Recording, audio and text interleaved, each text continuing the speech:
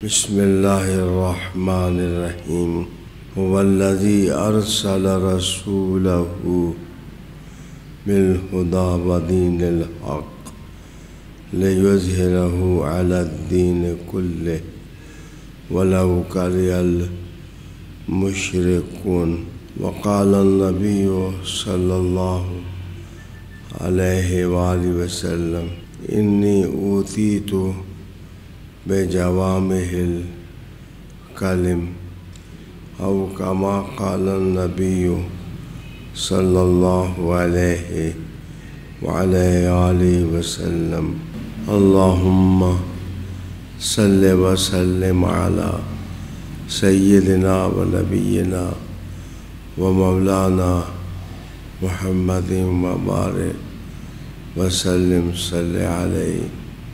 اللہ تعالیٰ کی حمد اور ثنا رسول اکرم صلی اللہ علیہ وآلہ وسلم اور آپ کے آل و اصحاب پر درود و سلام عرض کر لینے کے بعد، عزیزان گرامی، میں نے اعزاز حاصل کیا ہے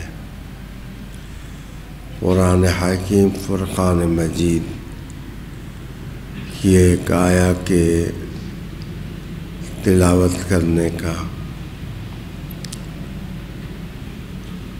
زندگی کے اہم مضامین کو اس آیت نے بے نقاب اور آشکار کیا ہے۔ ارشاد باری ہے وَالَّذِي أَرْسَلَ رَسُولَهُ بِالْهُدَى وَدِينِ الْحَقِّ، وہ ذات جس نے اپنے رسول کو بھیجا الہدا دے کر اور دین حق کی دولت دے کر، لیظہرہ علی الدین کلہ، تاکہ وہ غالب کر دے اس خدا کو یا دین حق کو یا رسول معظم صلی اللہ علیہ وآلہ وسلم کو، علی دین کلہ، اس وقت کے مروج جتنے بھی ادیان ہیں، مکاتب ہیں اور مذہبی سوچوں کے حاملین ہیں۔ وَلَوْ كَرِهَ الْمُشْرِكُونَ، اللہ تعالیٰ نے اشیاء مذکورہ کو غلبہ دینا ہے، اس غلبے کو کیوں نہ مشرکین ناپسند رکھیں اور برا جانیں۔ یا کریمہ کم و بیش تمام عقائد، احکام اور اسلام کے مزاج کا احاطہ کرنے والی ہے۔ وہ کہہ کر اللہ تعالیٰ کی شان توحید کی طرف اشارہ ہے۔ جیسے یہ ساری کائنات اللہ نے بنائی، وہ اس کا خالق ہے، ایسے ہی اس نے تکوین اور کائنات کی نئے رنگیاں رکھیں اور ان نئے رنگیوں کے ساتھ اللہ تعالیٰ نے انسانی ہدایت کے لیے اس کریم اللہ نے تشریعات کا نظام قائم کیا کتابیں بھیجیں، اپنے رسول بھیجے جو انسان کے لیے روشن منزل کی نشاندہی کریں اور انسانوں کو ان کی زندگی کے اصل پس منظر اور پیش منظر سے آگاہ کریں۔ حضرت آدم علیہ السلام سے لے کر رسول اللہ صلی اللہ علیہ وآلہ وسلم تک تمام انبیاء جتنے بھی رسول تھے ان سب کو ماڈل بنایا، نمونہ بنایا، تاکہ پوری کائنات کے لیے اللہ تعالیٰ نے رسول اکرم صلی اللہ علیہ وآلہ وسلم کو اسوہ حسنہ بنا دیا۔ اللہ تعالیٰ کی شان توحید بیان کرنے کے بعد اللہ پاک نے تمام انسانیت کے لیے اور رسالت خاصہ اور سیادت عامہ اور قیادت کاملہ کا ذکر کیا، اور وہ تھی حضرت محمد صلی اللہ علیہ وآلہ وسلم کی قیادت اور سیادت، اور آپ صلی اللہ علیہ وآلہ وسلم کا رہبر کامل ہونا۔ عزیزان گرامی، اس وقت میں رسول کریم صلی اللہ علیہ وآلہ وسلم کا ذکر کرتا ہوں تو میرے سامنے تمام انبیاء کی قیادتیں اپنے فیضان اور ثمر کے ساتھ موجود ہوتی ہیں۔ یہ اختصاص صرف اسلام کا ہے کہ وہ تمام ادیان کی توثیق کرتا ہے،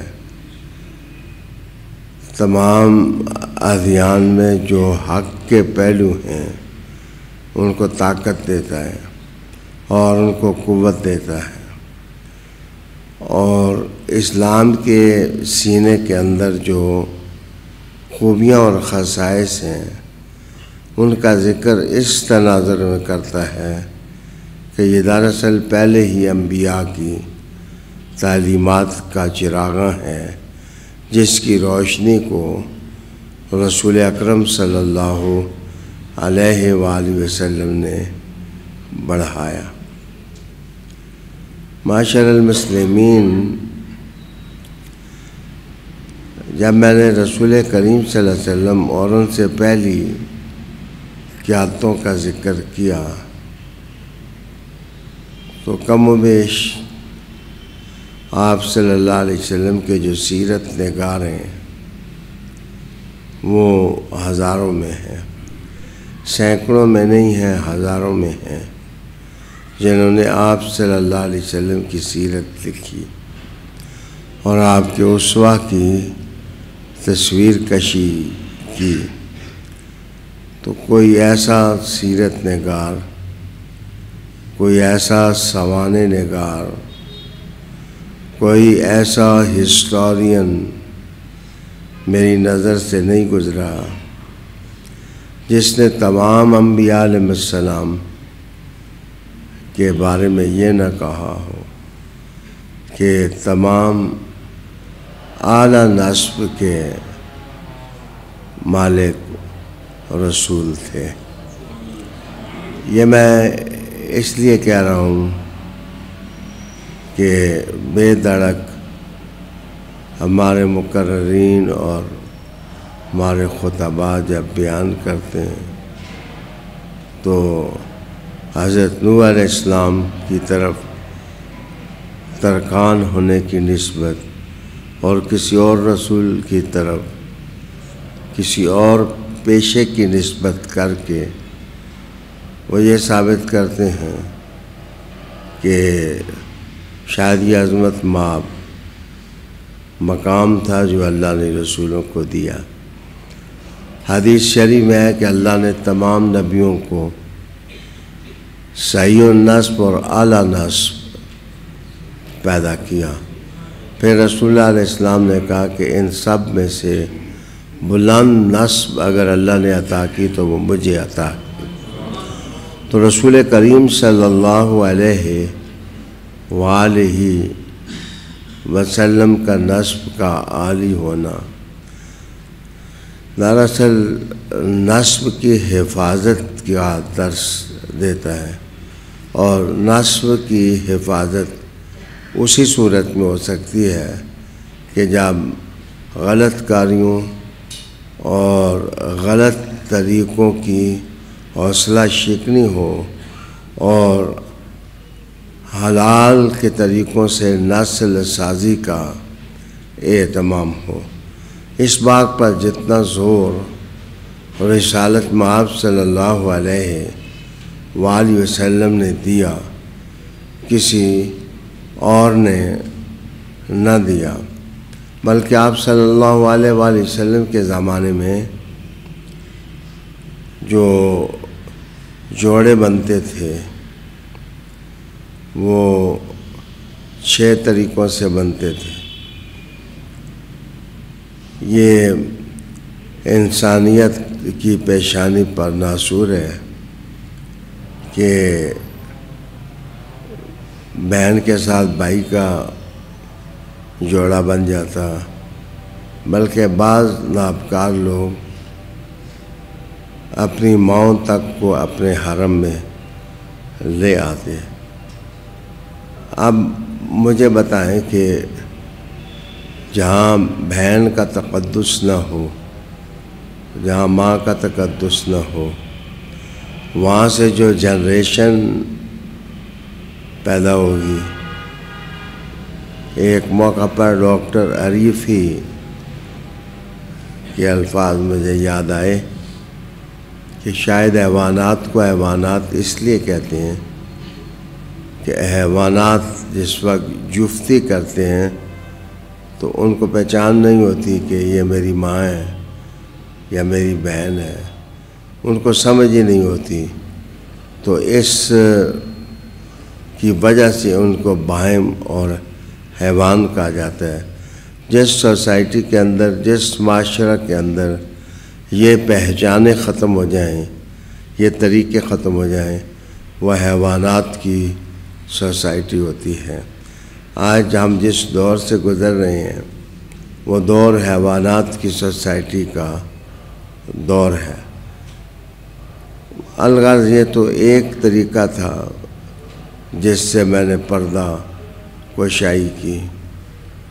اس قسم کی قباحت بھی جاری تھی کہ ایک عورت کے ساتھ 20 مردوں کا ملاپ ہوتا، اور اس کے بعد اگر بچہ پیدا ہونے لگتا تو یہ عورت خود کہہ دیتی کہ قرۂ انتخاب فلاں کے نام ہے، تو وہ جس کا کہہ دیتی وہی اس کا بیٹا بن جاتا۔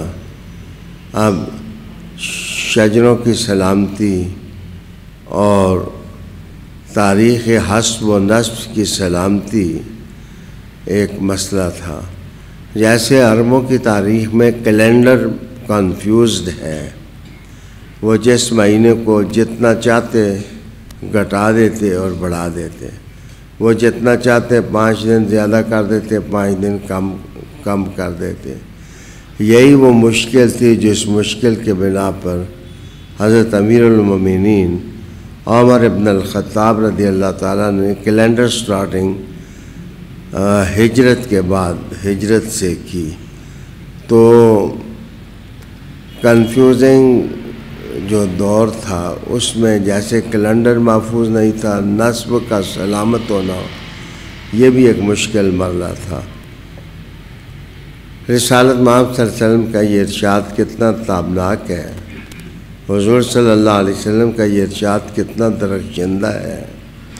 رسول اللہ صلی اللہ علیہ وسلم کا یہ قول میرے منیر کی طرح وہ روشنی دے رہا ہے کہ آپ صلی اللہ علیہ وسلم نے فرمایا کہ میں نکاح کی اولاد میں سے ہوں، میں صفا کی اولاد میں سے نہیں ہوں۔ صفا کا معنی ہوتا ہے زنا اور بدکاری۔ مراد یہ ہے کہ آپ صلی اللہ علیہ وسلم نے نسب و حسب کی سلامتی کی ضمانت دی اور اس بات کا اعلان کیا کہ فقط ایک طبقہ ہے، وہ انبیاء علیہ السلام کا ہے کہ جو عالی نسب کے تھے اور ان کی نسبیں سلامت تھیں، اور پھر حضور صلی اللہ علیہ وآلہ وسلم نے اپنے نسب کی سلامتی، اپنے شجرے کی پاکیزگی کی بات اور رحمت عالم صلی اللہ علیہ وآلہ وسلم نے فرمائی۔ قابل احترام میرا خطبہ سننے والے دوستو، آیت میں نے پڑھی تھی کہ وہ ذات جس نے اپنے رسول کو بھیجا الہدا کے ساتھ، صرف اتنی باتیں نہیں، رسول اللہ علیہ السلام جو نظام لے کر آئے، جو عقائد کا گنجینہ لے کر آئے، جو رحمتوں کی رت آپ لے کر آئے، اس کا نام الہدا رکھا۔ اس پر ایک حدیث شریف میں کوٹ کرنا چاہوں گا۔ حدیث شریف کے راوی ہیں حضرت انس رضی اللہ تعالی عنہ، اور اس کے متن کو روایت کیا ابن کثیر کی شرح آفاق کتاب ہے البدایہ والنہایہ۔ البدایہ والنہایہ کے اندر حضرت انس رضی اللہ تعالی عنہ اور رحمت عالم صلی اللہ علیہ وآلہ وسلم کی سیرت کے بارے میں آپ ارشاد فرماتے ہیں کہ رسول کریم صلی اللہ علیہ وآلہ وسلم واحد ہستی ہیں جنہیں دنیا کا کامل ترین شخص اور عاقل ترین شخص کہا جا سکتا ہے۔ یہ دو لفظ دنیا فکر میں اور دنیا نظر میں یہ ہوش کھولنے والے ہیں اور فکر کے دریچے وا کرنے والے ہیں۔ کہتے ہیں کہ جو عقل کامل ہے اگر وہ مخلوق میں ظہور کرے تو سب سے زیادہ عقلیں اللہ تعالیٰ نے وہ انبیاء علیہ السلام کو دی ہیں، اور انبیاء تمام کی عقلیں جہاں جا کر کے کامل ہو جاتی ہیں، یکجا ہو جاتی ہیں، وہاں عقل رسول کا آغاز ہوتا ہے۔ تو رسول کریم صلی اللہ علیہ وآلہ وسلم کے دین کے اندر الہدا ہونے کا مطلب یہ ہے کہ اس کے اندر شعور تھا، اس کے اندر خیال کی روشنی تھی، اس کے اندر سیرت کی بلندی تھی، اس کے اندر احکام کا گہرا پن تھا۔ شادی کے نظام پر میں جب گفتگو کر رہا ہوں تو میں یہ اس بات کا حوالہ ضروری دوں گا، میں نے تفصیل کے ساتھ اس پر خطاب رات ایپٹ آباد کے جلسے میں کیا تھا، اور اب میں آپ کی توجہ چاہتا ہوں کہ قرآن مجید نے یہ کہا ہے کہ کیا ان لوگوں نے زمین کے اندر دیکھا نہیں کہ ہم نے ہر چیز کا ایک جوڑا پیدا کیا، اور پھر جوڑا پیدا کرنے کے لیے جو لفظ استعمال کیے وہ ہیں زوجن کریم، کہ ہم نے کریم جوڑے پیدا کیے ہیں۔ مراد یہ ہے کہ کھجوروں کے اندر جوڑے ہیں، سیبوں کے اندر جوڑے ہیں، کیلوں کے اندر جوڑے ہیں، اور آم ہے تو اس کے اندر جوڑے ہیں، اور رب کریم نے جوڑے کے لیے واحد کریم لفظ جو ہے وہ اس آیت میں استعمال کیا ہے۔ سلیمان علیہ السلام کے خط کو کریم کہا گیا ہے، لیکن یہاں یہ جو نباتات کے جوڑے ہوتے ہیں ان جوڑوں کو کریم کہا گیا ہے۔ اب مجھے تجسس ہوا کہ جس وقت ایک خط کو کریم کہا جا رہا ہے اور ایک زمین سے اگنے والا جوڑا ہے اس کو کریم کہا جا رہا ہے، تو جو اشرف المخلوقات ہے اس میں جو جوڑے ہوں گے وہ سب جوڑوں سے افضل ہوں گے۔ ان کے اندر جو تکریم ہے، ان کے اندر جو عزت ہے، ان کے اندر جو احترام ہے، کوئی سیب کا جوڑا انسانی جوڑوں کا مقابلہ نہیں کر سکتا۔ لقد خلقنا الانسان فی احسن تقویم، کہ ہم نے انسان کو احسن تقویم کے اندر پیدا کیا ہے۔ اس کا مطلب یہ ہے کہ آئینہ دیکھ کے اپنی انسانیت کا بھی اندازہ ہو سکتا ہے، اور آنکھیں کھول کر کے دوسرے کی انسانیت کا بھی اندازہ ہو سکتا ہے۔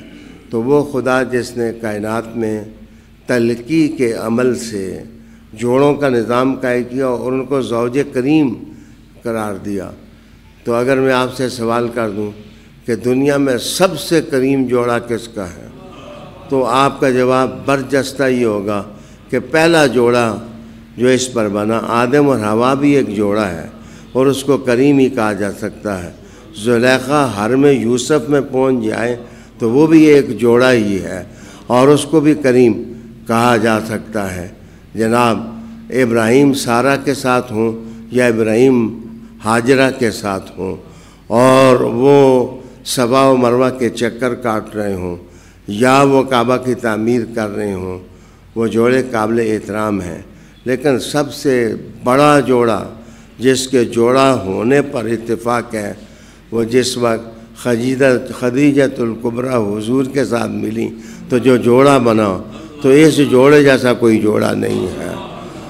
پھر اگر حضور کی ذات ہی افضل جوڑا بنانے میں وہ مفتاح کی حیثیت رکھتی ہے، تو میں آپ سے عرض کروں گا تو دیکھیں کہ حضور کے جسم انور کا جو عنصر نور ہے وہ کہیں اور جا کے جوڑا بنا یا نہ بنا، تو مجھے دوسرا جوڑا نظر آتا ہے زہرا پاکہ علی کے ساتھ جس وقت جوڑا بنتا ہے۔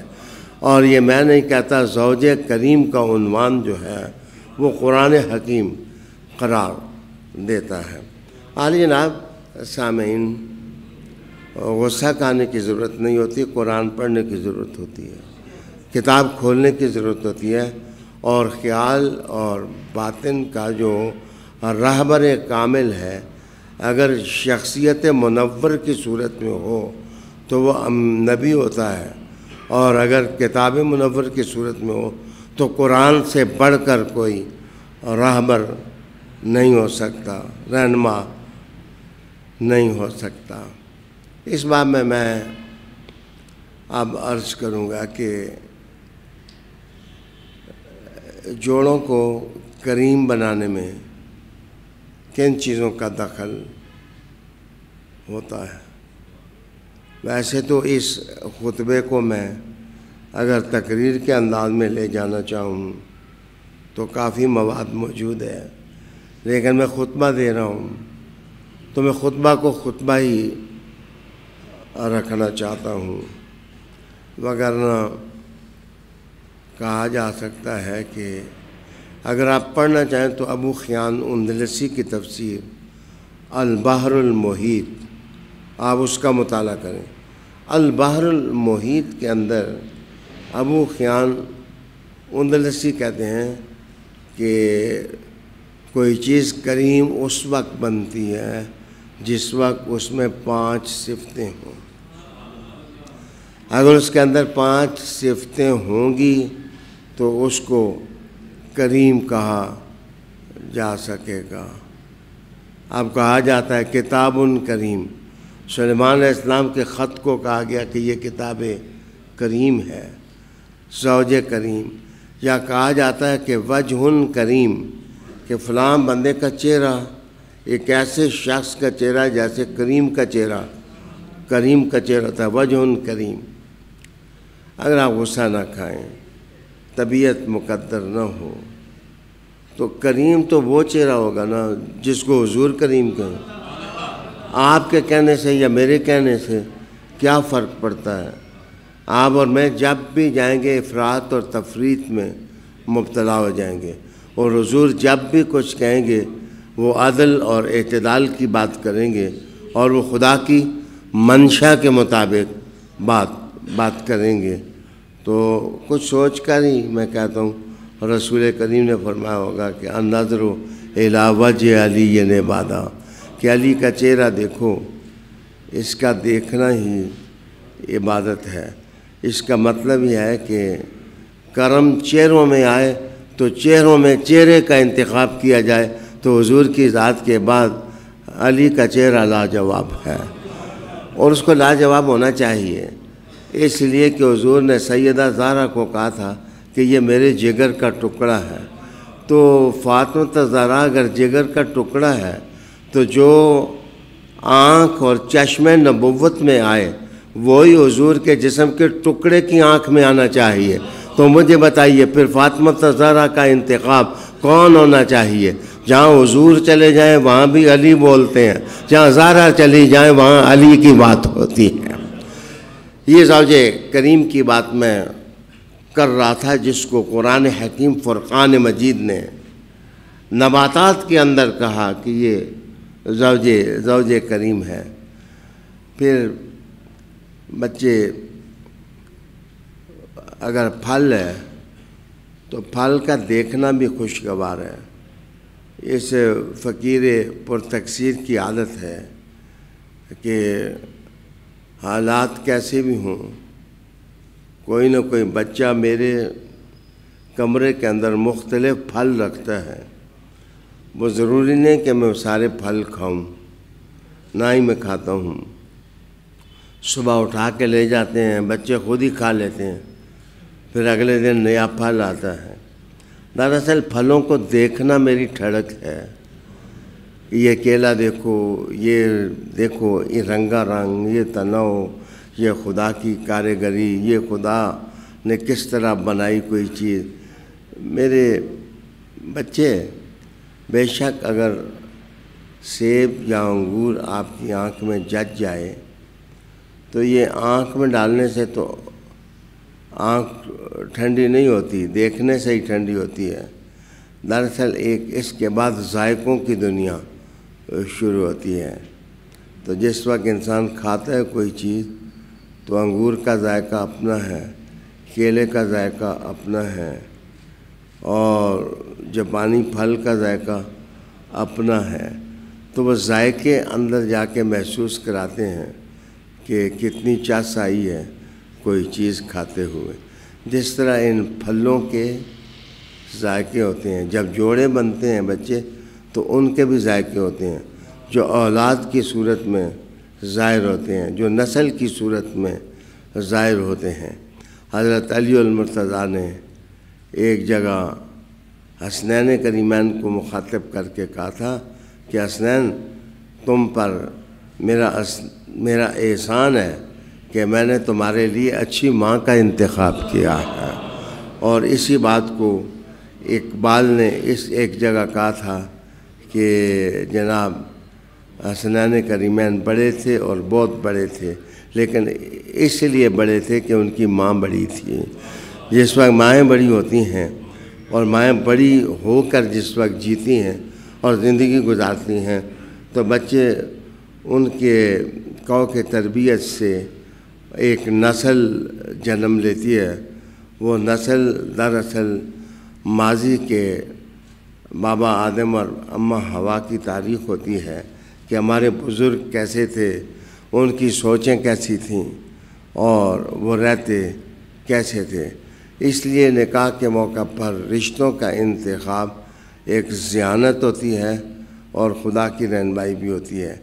لیکن جس طرح پھل لذت دیتا ہے، ماں باپ کو بھی اپنی اولاد کے لیے اچھے ذائقے والا ہونا چاہیے، اور یہی چیز جا کر کے غذا بدن کی طاقت بنتی ہے، اہلیت بنتی ہے، سوچ بنتی ہے، دل بنتا ہے۔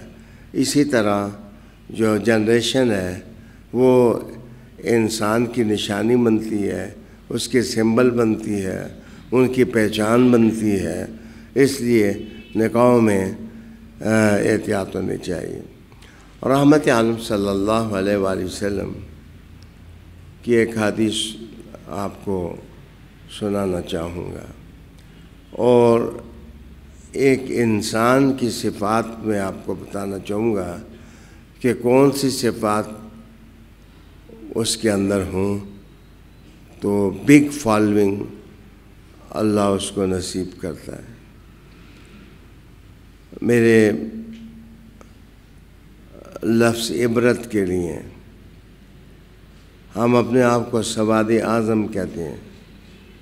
ایک زمانے میں زمین کی آبادی کا 80% ہم تھے، پھر 60% ہو گئے کم ہو کر، پھر ہمارے کرتوتوں اور کاموں کی وجہ سے ہم 50% ہو گئے، اور آج جن لوگوں کو ہم برا کہتے ہیں وہ آدھی زمین کے مالک ہو گئے، اور تم وہ لوگ ہو کہ بنی اسرائیل کی طرح۔ بنی اسرائیل کو پھر ایک ریاست ملی ہوئی ہے جہاں وہ قتل انسانیت کے مرتکب ہو رہے ہیں، لیکن تم اہل سنت والجماعت ایک چھوٹا سا زمین پر ایک ٹکڑا بھی نہ حاصل کر سکے جہاں تم اپنی خواہشات کے مطابق اور اپنی آزادی کی روح قائم کر کے تم وہاں اللہ کی کتاب کو نافذ کرتے، اور رسول کریم صلی اللہ علیہ وآلہ وسلم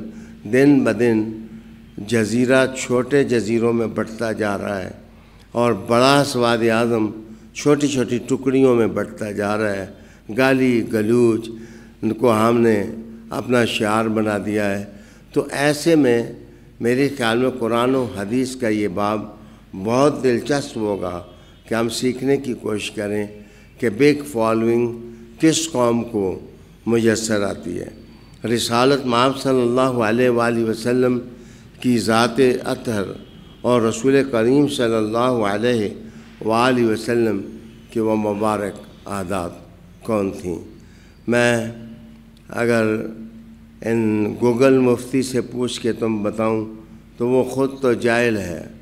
اگر بجلی کی چند تاریں نہ رہیں تو گوگل کا علم بجھی ہوئی شمع کی طرح ہو جاتا ہے۔ آرٹیفیشل انٹیلیجنس کا میں حوالہ دوں تو میں انگلینڈ کے اس لطیفے کو نہیں بھول سکتا کہ پچھلے دنوں ایک بیرسٹر نے اسے تیاری کر کے وہاں کے سپریم کورٹ میں پیش ہوا، اور اس نے حوالے دیے، اور حوالے دینے کے بعد کہا فلاں بک نے یہ لکھا ہے، فلاں بک نے یہ لکھا ہے، فلاں بک نے یہ لکھا ہے۔ کوئی 60 حوالے اس نے دے دیے۔ دینے کے بعد سپریم کورٹ کے جج نے کہا کہ میں اس کیس کو کل مسلسل سننا چاہتا ہوں، میں آپ کے پاس کل آؤں گا، آپ بھی ٹائم پر آئیں۔ جب اگلا دن آیا تو انہوں نے کہا کہ یہ جو 60 حوالے آپ نے دیے ہیں یہ تو 60 کے 60 غلط ہیں، میں نے یہ کتابیں رکھی ہوئی ہیں، اس کتاب میں یہ ہے، تم نے یہ کہا، میں اس میں یہ ہے، تم نے یہ کہا، اس میں یہ ہے، تم نے یہ کہا۔ تو بیرسٹر نے ایکسکیوز می کہہ کے کہا جناب میں نے ساری تیاری آرٹیفیشل انٹیلیجنس سے کی تھی، میں تو آرٹیفیشل انٹیلیجنس سے میں نے مستفید ہوا تھا، میں نے کتابیں اصل نہیں دیکھیں۔ تو سپریم کورٹ کے جج نے ڈانٹ پلائی، اور ڈانٹ پلانے کے بعد کہا کہ آئندہ عدالت میں تیاری کر کے آئیں اور کتابوں کو اوریجنل پڑھیں، اور پڑھ کر کے میرے سامنے آئیں۔ مفتی گوگل جہاں ناکام ہو جائیں، جہاں آرٹیفیشل انٹیلیجنس جواب دے جائے، ان کے ثواب غلط ہو جائیں، ان کے حوالے غلط ہو جائیں۔ اور عجیب بات، کل ایک جگہ میں دعا کرنے کے لیے گیا تو میں نے مرحوم کے بارے میں پوچھا کہ ان کی عمر کتنی تھی، تو گھر والوں نے کچھ اور بتائی۔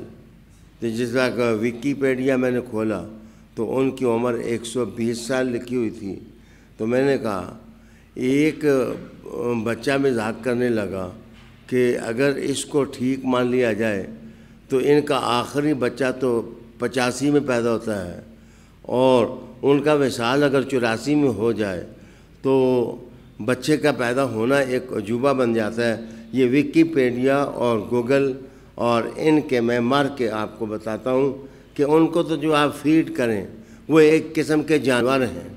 جیسے آپ اپنی گائے کو آپ گھاس کھلا دیتے ہیں، وہ گھاس کھا جاتی ہے، اپنے مرغی کو آپ دانے چگاتے ہیں، وہ دانے چگ لیتی ہے، اور چگ لینے کے بعد وہ تو وہی کہے گی جو اس کو آپ فیڈ کریں گے۔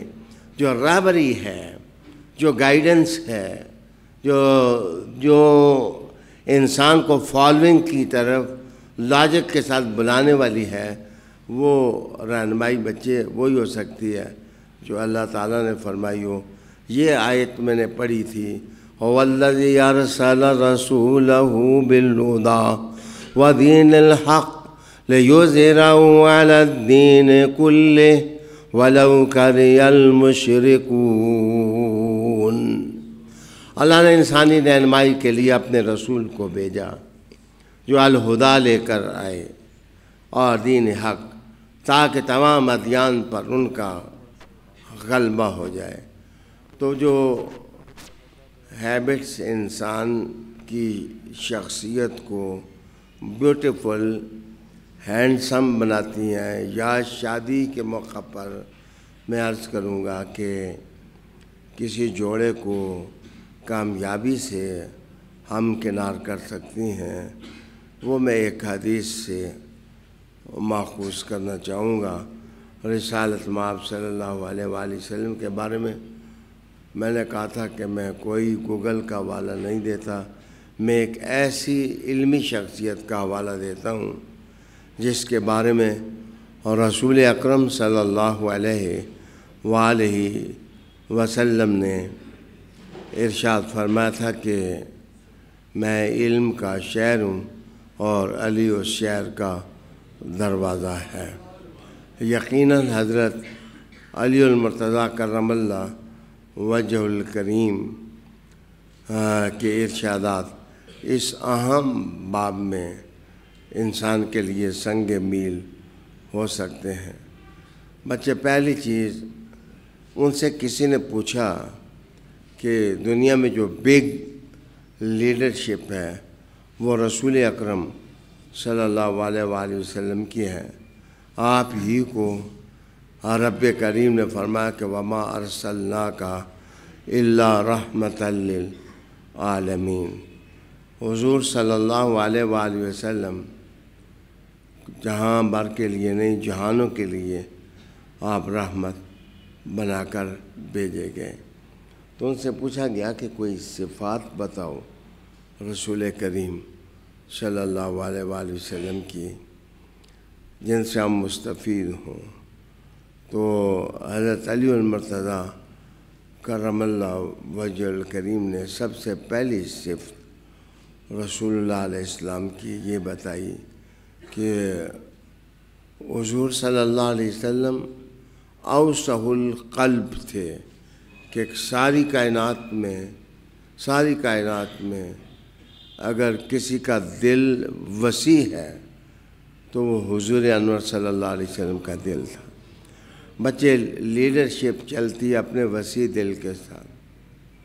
کس آدمی کا دل وسیع ہے اور کتنا وسیع ہے؟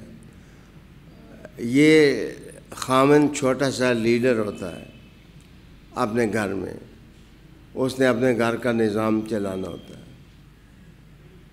اگر میں یہ کہوں تو گھر ہی وہ جگہ ہوتی ہے بچے جس گھر کے اندر ساری منسٹریاں بھی موجود ہوتی ہیں، وزارت خارجہ بھی ہوتی ہے، وزارت داخلہ بھی ہوتی ہے، وزارت خوراک بھی ہوتی ہے، اور وزارت ثقافت بھی ہوتی ہے، بچوں کو کھلینوں بھی لے کے دینے پڑتے ہیں۔ ہر قسم کی وزارت ایک گھر میں موجود ہوتی ہے۔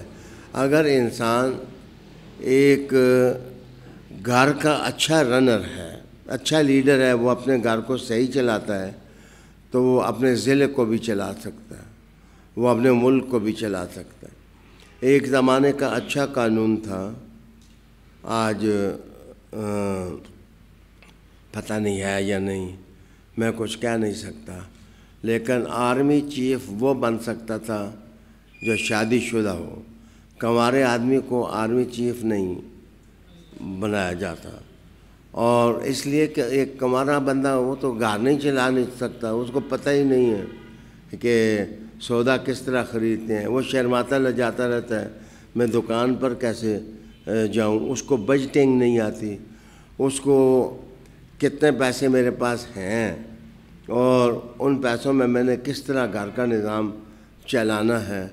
تو یہیں سے بدمعاشی جنم لیتی ہے اور یہیں سے نظام جنم لیتا ہے، اور انسان پہنچتے پہنچتے رسول کریم صلی اللہ علیہ وآلہ وسلم تک جا پہنچتا ہے۔ معاف کیجئے، حضرت علی المرتضیٰ نے کہا کہ سب سے زیادہ اوسع القلب اس کائنات میں کوئی ہستی گزری ہے جس کا دل سب سے زیادہ وسیع تھا، تو وہ رسول اکرم صلی اللہ علیہ وآلہ وسلم کی۔ تو میں آپ سے عرض کروں گا، گھر کے معاملے میں، اداروں کے معاملے میں، ملک کے معاملے میں، صوبوں کے معاملے میں، جتنا آپ اپنا دل وسیع رکھیں گے، آپ کی شخصیت میں عبقریت پیدا ہوگی، اور وہ شخصیت زیادہ لوگوں کو اپنے ساتھ جذب کر سکے گی۔ جتنے آپ جذباتی ہوں گے، جتنے آپ ایموشنل ہوں گے، اتنے آپ لوگوں کو خود سے بھگانے والے بن جائیں گے۔ تو رحمت عالم صلی اللہ علیہ وآلہ وسلم کی صفت عظیمہ کا یہ جو نفاذ اور نفوذ ہے، سب سے پہلے اپنے گھر میں ہونا چاہیے۔ وسیع رہنے کی کوشش کریں، کھلے ہو کر آپ رہیں، معاف کرنے کی عادت آپ اپنائیں، اللہ سبحانہ اس سے آپ کے گھروں میں برکت ڈال دے گا۔ حضرت علی المرتضیٰ سے پوچھا گیا کہ دوسری کیا چیز آپ گائیڈ کریں گے، تو رسول اللہ علیہ السلام کے عظیم، لائق، عبقری اور نابغہ بھائی علی المرتضیٰ کرم اللہ وجہ الکریم نے ارشاد فرمایا کہ حضور علیہ السلام اس کائنات میں اگر کسی کی زبان سب سے زیادہ سچی تھی تو وہ محمد مصطفیٰ کی زبان تھی۔ اس سے میں یہ سبق حاصل کرتا ہوں کہ جتنے آپ تضادات اپنے اندر، گھر کے اندر دور کریں گے، کنٹرڈکشنز جو ہوتی ہیں وہ آپ ختم کریں گے۔ ہمارے جھوٹ کا آغاز ہمارے بچوں کی تربیت سے ہوتا ہے۔ مثلا باہر سے کسی جگہ ٹیلی فون آ گیا تو ہم لوگ کہتے ہیں بچے کہہ دے پہ وہ کار ہی نہیں۔ تو مجھے بتائیں اس بچے کی حالت پر کیا اثر پڑے گا کہ جس کو آپ نے خود جھوٹ سکھایا اور اس کو کہا کہ کہہ دیں ابا گاڑی نہیں ہے، ابا گاڑی نہیں۔ وہ خود ابا جاگ رہا ہوتا ہے اور وہ اپنے پتر کو سکھاتا ہے، کوئی ٹیلی فون آ گیا وہ کہتا ہے کہہ دے سو گیا ہے ابا۔ تو بہت کوئی سچا انسان ہو تو چپکے سے آنکھیں بند لیتا ہے، لیکن شطرنج کے پلیئر اس بات کو جانتے ہیں کہ گدھ اگر آنکھیں بند کر لے، شتر مرغ آنکھیں بند کر لے تو اس کی آنکھیں بند کرنے سے آپ خطرات تو نہیں ٹلا کرتے۔ کہا کہ رسول اللہ صلی اللہ علیہ وسلم کی عظمت یہ تھی کہ آپ اصدق اللسان جو ہیں اس کے مالک تھے، سچی زبان۔ گھر والے ہیں تو گھر میں دیکھ لیں، باہر ہیں تو باہر دیکھ لیں، یہاں تک کہ جنگی میدانوں میں رحمت عالم علیہ السلام نے معاہدے کیے اور رسول کریم صلی اللہ علیہ وآلہ وسلم نے ڈیلنگ کی۔ وہ وقت کیسا ہوگا کہ کیسر کے درمیان میں جناب ابو سفیان اس وقت مسلمان نہیں ہوئے تھے، تو ان کو آگے کھڑا کر کے پیچھے لوگ کھڑے کر دیے عرب، اور وہ سوال ان سے کرنے لگا تو انہوں نے یہ پوچھا کہ کیا تم نے حضور صلی اللہ علیہ وسلم کے بارے میں کبھی جھوٹ کا تجربہ کیا ہے؟ انہوں نے کہا، بیچ میں وہ کہتے ہیں کہ اگر مجھے ڈر نہ ہوتا کہ یہ میرے پیچھے جو کھڑے ہوئے ہیں یہ جو ہیں یہ کہہ دیں گے تو غلط کہتا ہے تو میں کہہ دیتا، لیکن میں نے کہا نہیں، محمد صلی اللہ علیہ وآلہ وسلم نے کبھی جھوٹ نہیں بولا ہے۔ تو بچے دو چار کی طرح گھر میں رہنا، اپنی بیوی کے ساتھ، اپنے بچوں کے ساتھ، اور بلکہ ایک جگہ حضرت ابو بکر صدیق رضی اللہ تعالی عنہ نے اور رسول کریم علیہ السلام سے پوچھا کہ یا رسول اللہ صلی اللہ علیہ وسلم، خاوند اپنی بیوی کے سامنے ٹال مٹول کر سکتا ہے کہ وہ کہتی ہے یہ بھی چاہیے، یہ بھی چاہیے، یہ بھی چاہیے، تو وہ آگے سے ٹالتا رہے، نہیں آج نہیں، کل نہیں، پرسوں نہیں، ترسوں، ٹال مٹول کر سکتا ہے۔ رسول کریم علیہ السلام نے کہا کہ اگر غریب ہے تو وہ بات ٹال سکتا ہے، لیکن اگر امیر ہے تو مطالبہ پورا کرنے میں کیا حرج ہے؟ ایک جی تو ہے جو مطالبہ کرتا ہے، اس مطالبے کو پورا کرنا جو ہے وہ عظمت کا روشن نشان ہے۔ بچے، فالوئنگ اس آدمی کی صحیح ہوتی ہے جو اگر جھوٹ بولے بغیر گزارا نہیں تو وہ چپ ہو جائے، اور اس کا چپ ہونا ہی یہ سچ کی زبان اور میڈیا بن جائے۔ تو جو لوگ بگ فالوئنگ لے کر دنیا سے گئے ہیں ان کا روشن نشان یہ ہے کہ وہ اصدق اللسان تھے، وہ ادھر ادھر کی باتیں نہیں کرتے تھے، وہ صحیح راستے پر سچی زبان کے ساتھ رہتے تھے۔ تیسری چیز رسول اللہ علیہ السلام سے پوچھی گئی کہ حضور صلی اللہ علیہ وآلہ وسلم کے بارے میں آپ اور کیا کہنا چاہیں گے؟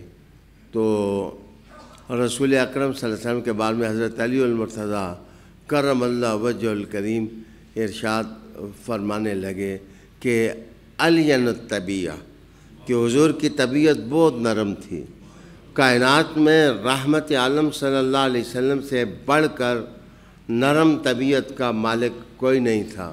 قرآن مجید کی اس آیت کا پھر آپ نے حوالہ دیا، فَبِمَا رَحْمَةٍ مِّنَ اللَّهِ لِنْتَ لَهُمْ فَلَوْ كَانَ فَظًّا غَلِيظَ الْقَلْبِ لَانفَضُّوا مِنْ حَوْلِكَ۔ یہ آیہ کریمہ مولا علی کرم اللہ وجہ الکریم نے تلاوت فرمائی۔ بچے، طبیعت کا نرم کرنا اور اس کو نرم رکھنا، بعض لوگ اس کو بزدلی سے تعبیر کر دیتے ہیں، یہ بزدلی نہیں، نرمی انسان کے لیے بڑے کامیابی کے دروازے کھولنے والی ہوتی ہے، خصوصاً اپنے بچوں کے معاملے میں، اپنی بیوی کے معاملے میں، اپنی ماں کے معاملے میں، اپنے باپ کے معاملے میں، اپنے بھائیوں کے معاملے میں، اپنے معاشرے والوں کے بارے میں آپ جتنے نرم ہو کے رہیں گے، اگر نرم نہیں ہو سکتے تو چپ ہو جائیں، چپ کر میرے لیے اے جانیاں بولن دی۔ تو جس وقت بندہ چپ ہوتا ہے تو چپ ہونے سے بھی کئی مسائل جو ہیں وہ حل ہو جاتے ہیں۔ ہاں عالی جناب، پھر چوتھی چیز حضرت علی المرتضیٰ نے ارشاد فرمائی رحمت عالم صلی اللہ علیہ وآلہ وسلم کے بارے میں، پتہ طبیعت ٹھیک ہو جائے، زبان سچی ہو جائے، دل وسیع ہو جائے، یہ ٹارگٹس آف لائف انسان کو مل جائیں تو چوتھی چیز آپ نے فرمایا کہ نفس ہے۔ تو دنیا میں اکرم النفس اگر میں نے کوئی شخص دیکھا ہے تو وہ حضرت محمد رسول اللہ صلی اللہ علیہ وسلم، وہ ہے کریم، زوجن کریم۔ تو جو آدمی جوڑا کریم بن گیا اور جس جوڑے کے اندر کرم، تکریم، ٹو پے آنر، آپ عزت دینا سیکھیں، آپ عزت دینا سیکھیں۔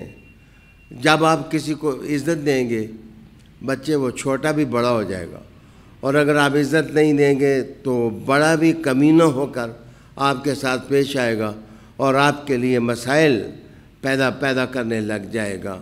تو آپ نے فرمایا کہ جو کریم النفس، کتنا بڑی بات ہے، صلح حدیبیہ ہو رہی ہے اور 80 آدمی صبح کے وقت رسول اللہ علیہ السلام پر حملہ کر کے اس صلح کو پائمال کر دینا چاہتے ہیں، ختم کر دینا چاہتے ہیں۔ تو رسالت مآب صلی اللہ علیہ وسلم نشاندہی فرماتے ہیں تو ان کو پکڑنا کتنا ایک مشکل کام تھا۔ جس لشکر میں علی ہو اس کے لیے کوئی مشکل نہیں رہتی۔ حضرت علی المرتضیٰ کرم اللہ وجہ الکریم اسی لشکر میں تھے۔ ان 80 کے 80 کو ان کی چادروں کے ساتھ باندھ دیا گیا اور ان کو رسول کریم علیہ السلام کے سامنے پیش کیا گیا۔ تو یہ الفاظ رسول کریم علیہ السلام کے بیکن لائٹ کی طرح سورج سے زیادہ روشنی دینے والے ہیں۔ حضور نے فرمایا کہ تم مجھ سے کیا توقع کرتے ہو کہ ان 80 آدمیوں کے ساتھ میں کیا سلوک کروں گا؟ تو انہوں نے کہا کہ آپ معاف کر دیں گے۔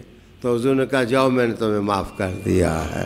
تو رحمت عالم صلی اللہ علیہ وآلہ وسلم نے 80 کے 80 لوگوں کو معاف کر کے، وہ چاہتے تھے کہ صلح 10 سال کے لیے برباد ہو جائے، لیکن رحمت عالم چاہتے تھے کہ 10 سال کے لیے ٹائم مل جائے تاکہ مسلمانوں کی تربیت کے مرحلے اور خارجہ داخلہ تمام امور جو ہیں، اس کا مطلب ہے کہ ٹائم لے کر بات کرنا یہ دانائی کی علامت ہوتی ہے کہ جس وقت آپ سمجھتے ہیں بچہ بگڑ گیا ہے، جس وقت آپ سمجھتے ہیں بیوی بگڑ گئی ہے، جس وقت آپ سمجھتے ہیں گھر والے، آپ ٹائم لے لیں، آپ کہہ لیں اس کو کل ہم دیکھتے ہیں، اس کو پرسوں۔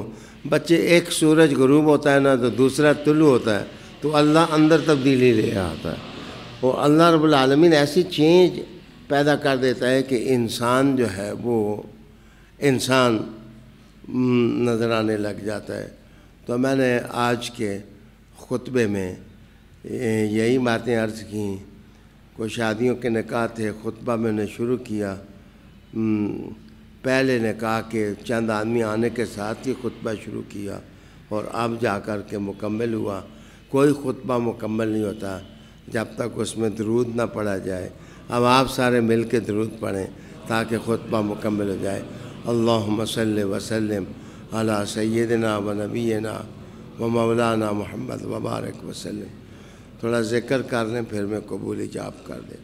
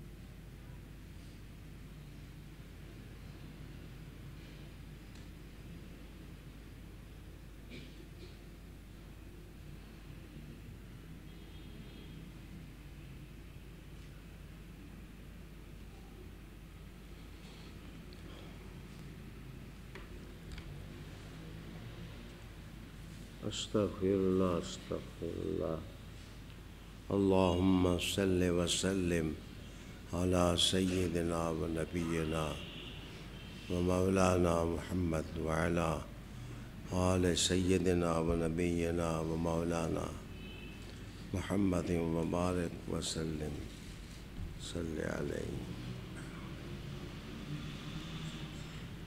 عبد الوہاب آپ نے بیٹا انشاءاللہ.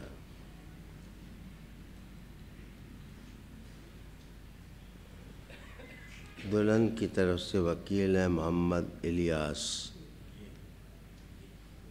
آپ ہیں ماشاءاللہ. تو یہ دلہن کا نام سویرا ہے. سویرا الیاس. ہاں سویرا الیاس. چلیے. گواہ ہیں اللہ دتا صاحب اور محمد فیاض صاحب. ہم موجود ہیں. دوسرے نکاح والے تو نہیں آئے بھائی؟ اچھا.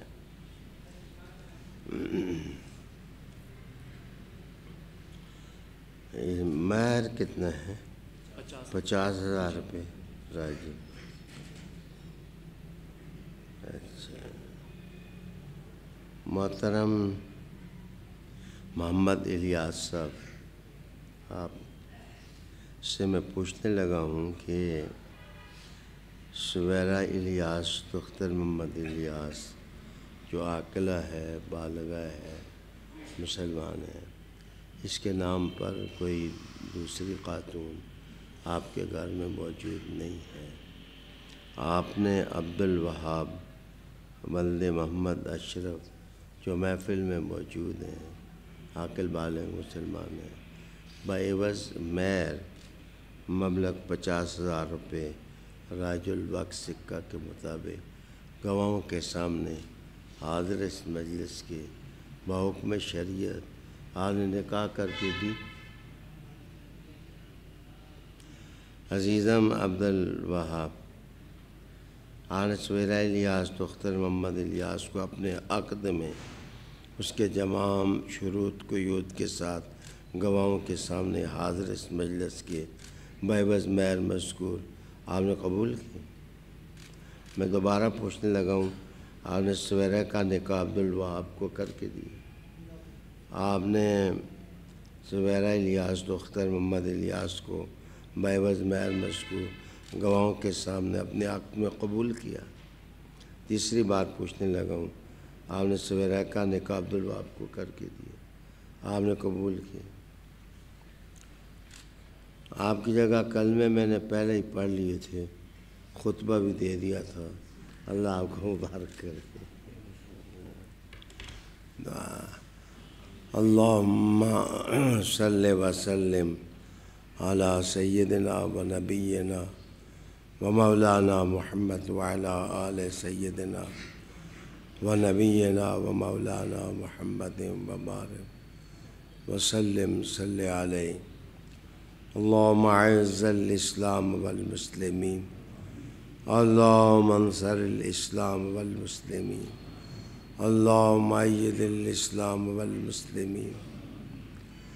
اے اللہ کریم، اپنے محبوب صلی اللہ علیہ وآلہ وسلم کی اطاعت، آپ کی محبت، آپ کا دین، آپ کی شخصیت، آپ کے گھر والوں سے محبت، آپ کے در والوں سے محبت ہمارا سرمایہ حیات بنا دے. اے اللہ ہمارے گناہوں کو معاف کر دے، ہماری لغزشوں کو معاف کر دے.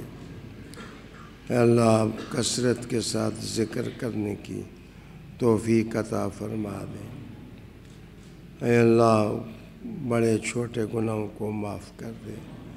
اے اللہ اس نکاح کو تکمیل پذیر فرما دینا. اے اللہ ان کو آپس میں محبت دے دینا، دونوں خاندانوں کو شیر و شکر فرما دینا.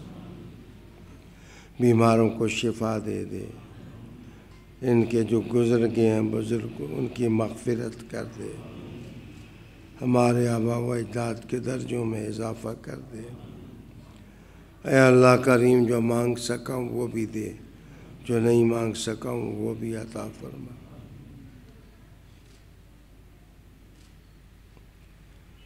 اے اللہ کریم رحمتوں کی سوغاتیں عطا فرما دے، قرآن مجید کے ساتھ ہمارا تعلق مضبوط کر دے۔ اللہم اعنا علی ذکرک و شکرک و حسن عبادتک، یا اللہ یا اللہ یا اللہ یا اللہ یا اللہ یا اللہ۔ وصلی اللہ تعالی علی رسول خیر خلق وآلہ بیتہ۔